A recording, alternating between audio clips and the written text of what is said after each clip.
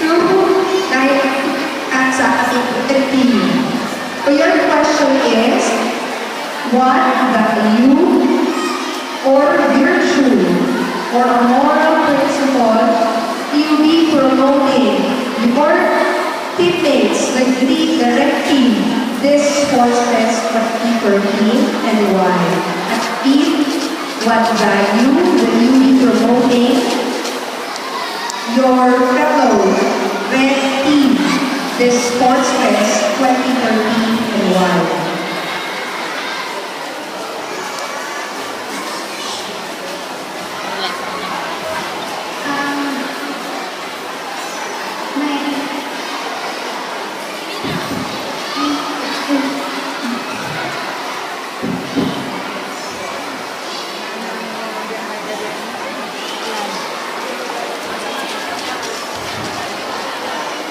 Be sport, and whenever you lose, you congratulate the winner and accept your defeat.